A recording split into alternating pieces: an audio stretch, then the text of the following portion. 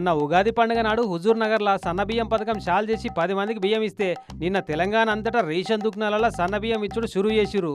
ఇక చూడు మంత్రులు, ఎమ్మెల్యేలు, ఎంపీలు, ఎమ్మెల్సీలంతా రేషన్ షాపులతో బట్టి తక్కెట్ల సంచులు పెట్టి జోకిచ్చిర్రు. కరీంనగర్లో మంత్రి పొన్నం సార్ ఉండి రిబ్బన్ కత్తిరించి బియ్యం జోకిచ్చిండు.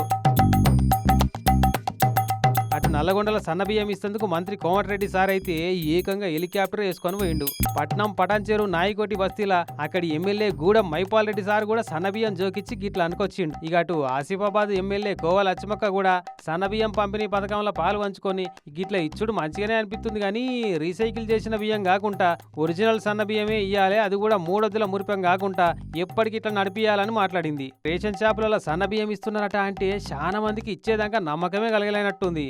డీలర్లు సంచికెళ్ళి బియ్యం తక్కెట్లా పోస్తుంటే సన్నగున్నాయా దొడ్డుగున్నాయా బీపీట్లా కల్చర్లా అని పట్టి పట్టి చూడబట్టిరులా పబ్లిక్ అయితే. సన్న బియ్యం ఇస్తున్నారు కదా అని కొందరు మెచ్చుకుంటే కాదు దొడ్డు బియ్యాన్నే సన్నగా మార్చిస్తున్నారని ఇంకొందరు అనుమానపడుతున్నారు.